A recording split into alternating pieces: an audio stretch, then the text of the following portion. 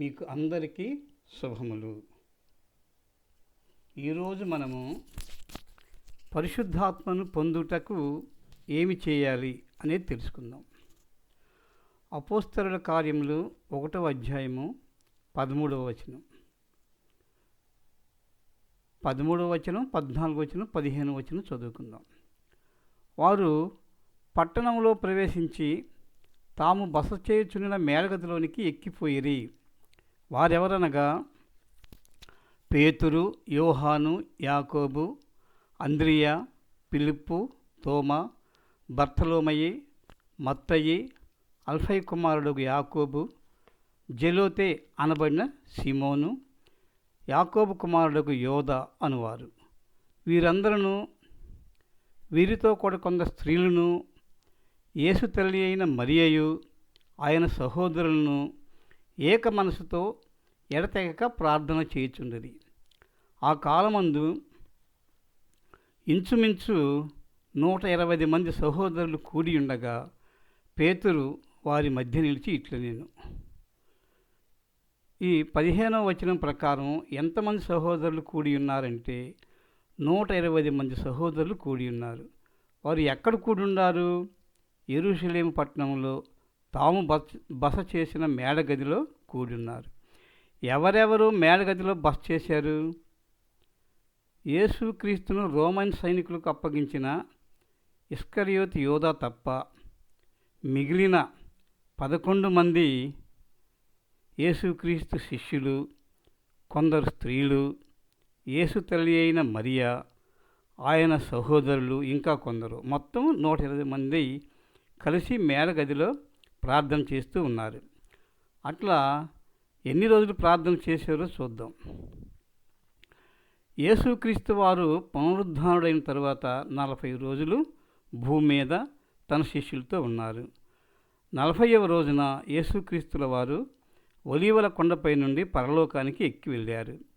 యేసుక్రీస్తుల వారు ఒలీవల కొండ నుండి పరలోకానికి వెలుట ఆయన శిష్యులు చూస్తూనే ఉన్నారు. ఆయన శిష్యులు చూస్తూ ఉండగానే ఒలీవల కొండ మీద నుండి యేసుక్రీస్తుల వారు పరలోకానికి వెళ్ళారు. యేసుక్రీస్తుల వారు పరలోకానికి వెళ్ళిన తరువాత ఆయన శిష్యులు ఒలీవల కొండ నుండి యెరూషలేము పట్టణంలో ప్రవేశించి అంతకుముందు వారు బస చేసిన మేడగదిలోనికి వెళ్ళి అప్పటి నుండి వారు ఇంకా కొందరు ప్రార్థన చేస్తూ ఉన్నారు.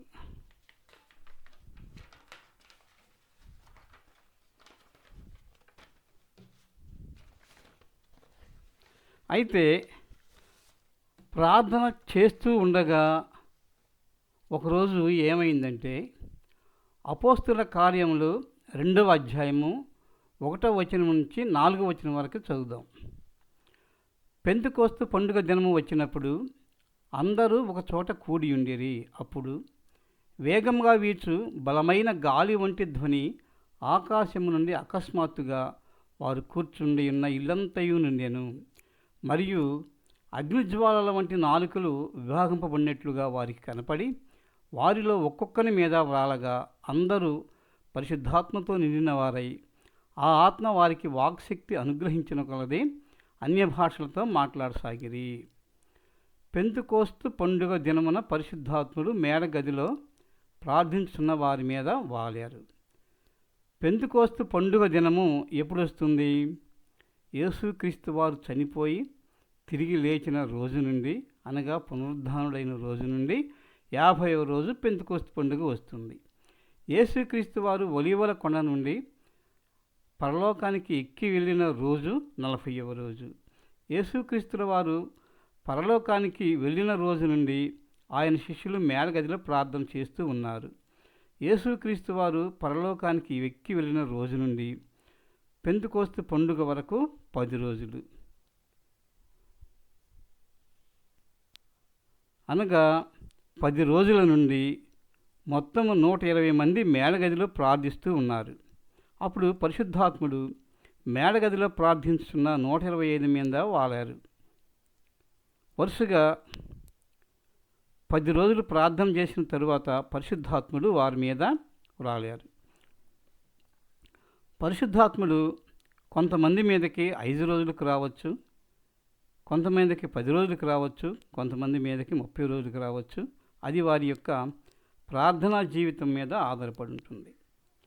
పరిశుద్ధాత్ముడు మేడగదిలో ప్రార్థించుతున్న వారందరి మీద వ్రాలేరు కదా. మరి మన మీద కూడా పరిశుద్ధాత్ముడు వ్రాలాలి అంటే ఏం చేయాలి? మన మీద కూడా పరిశుద్ధాత్ముడు రావాలి అంటే మేడగదిలోని వారు ఏం చేశారో అది చేయాలి కదా. వారు ప్రార్థన చేశారు. ఎలా చేశారో చూద్దాం.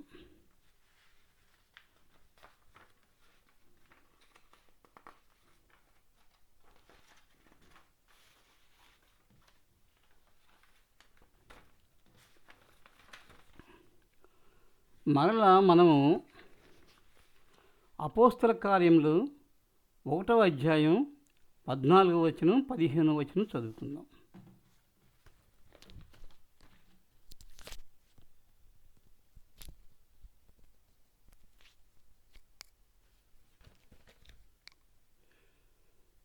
వీరందరూ వీరితో కూడా కొందరు స్త్రీలను యేసు తల్లి అయిన మరియయు ఆయన సహోదరులను ఏక మనసుతో కూడి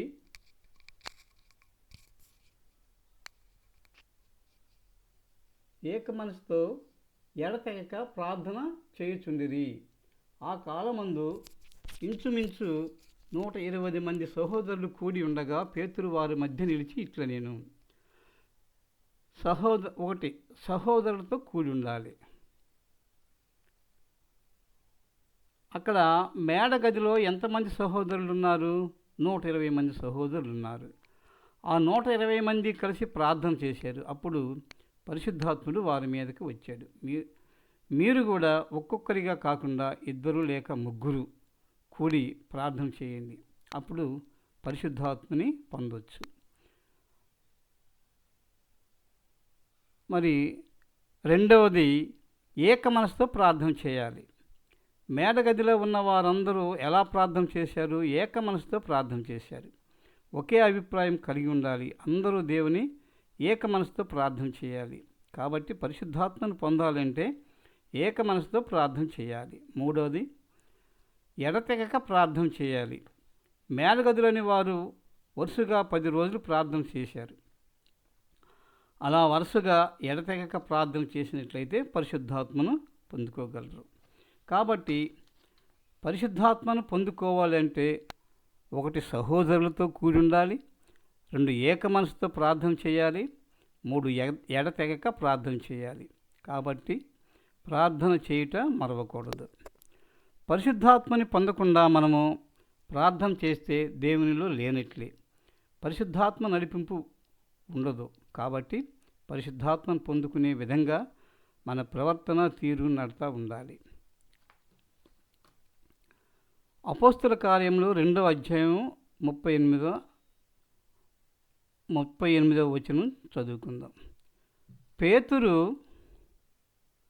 మీరు మారు మనసు పొంది పాప క్షమాపణ నిమిత్తము ప్రతివాడు యేసుక్రీస్తు నామమున బాప్తిసం పొందుడి, అప్పుడు మీరు పరిశుద్ధాత్మ అను వరమును పొందుదురు. కాబట్టి పరిశుద్ధాత్మను పొందాలి అంటే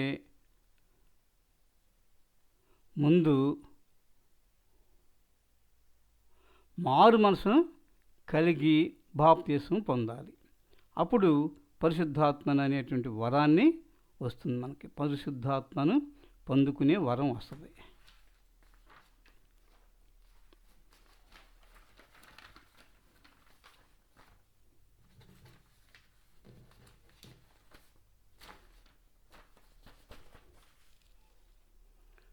పరిశుద్ధాత్మను ఎవరు ఎప్పుడు పొందుకున్నారో చూద్దాం.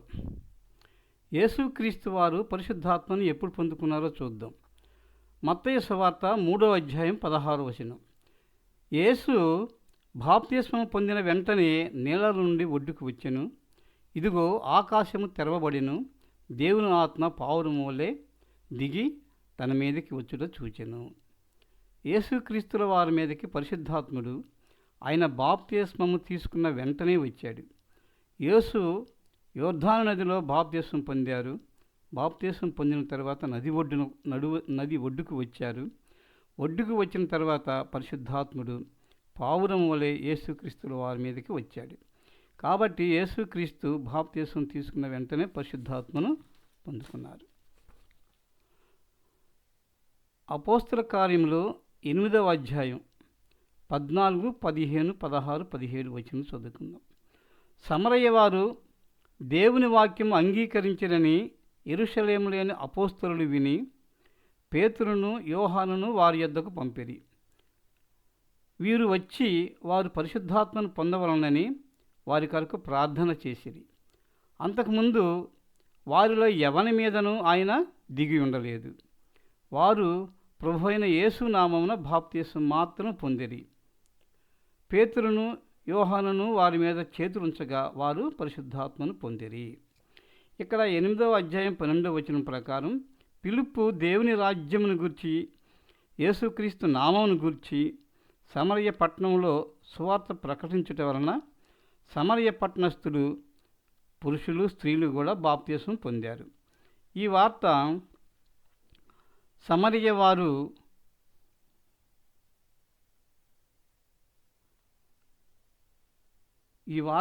అంటే సమరయ వారు బాప్తీసం పొందారన్న వార్త యెరూషలేములో ఉన్న అపోస్తలులు విని సమరయ వారిని ఇంకా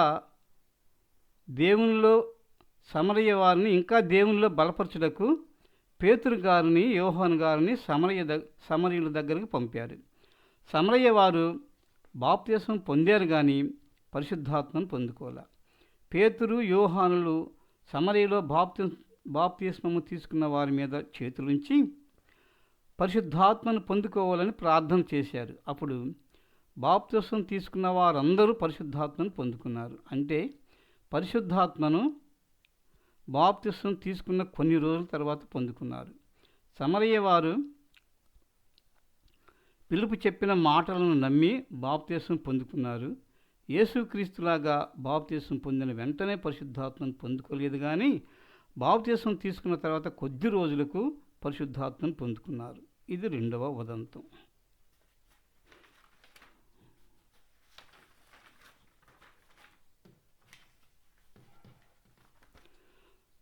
ఇప్పుడు 3వ ఉదంతం చూద్దాం. అపోస్తల కార్యములు 10వ అధ్యాయం 44వ వచనం నుండి 48వ వచనం వరకు చదువుకుందాం. పేతురు ఈ మాటలు ఇంకా చెప్పుచుండగా అతని బోధ విన్న వారందరి మీదకి పరిశుద్ధాత్మ దిగాను.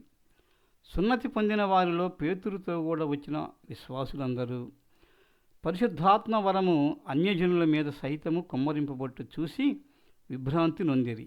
ఏలయనగా వారు భాషలతో మాట్లాడుచు దేవుని ఘనపరచుచుండగా వినిరి. అందుకు పేతురు, మనవలే పరిశుద్ధాత్మను పొందిన వీరు బాప్తిస్మము పొందకుండా ఎవడైనను నీళ్లకు ఆటంకము చేయగలడా అని చెప్పి యేసుక్రీస్తు నామముందు వారు బాప్తిస్మము పొందవలనని ఆజ్ఞాపించెను. తరువాత కొన్ని దినములు తమ యొద్ద ఉండమని వారతని వేడుకొనిరి. ఈ సంఘటన ఎక్కడ జరిగింది? కైసరయలోని కొర్నేలి అను శతాధిపతి ఇంట జరిగింది. కొర్నేలి ఎలాంటి వాడంటే ఎప్పుడూ ప్రార్థన చేస్తూ ఉండేవాడు, ధర్మకార్యాలు కూడా చేస్తూ ఉంటాడు. అందుచేత దేవుని దూత కొర్నేలి యొద్దకు వచ్చి, నీ ప్రార్థనలు ధర్మకార్యాలు దేవుని సన్నిధికి జ్ఞాపకార్థంగా చేరినయి కనుక నీవు ఎప్పేకు మనుషులను పంపి ఎప్పేలో ఉన్న పేతురు అని పేరు గల దైవజనుని పిలిపించుకోమని దేవదూత చెప్తుంది. అందుకని కొర్నేలి మనుషులను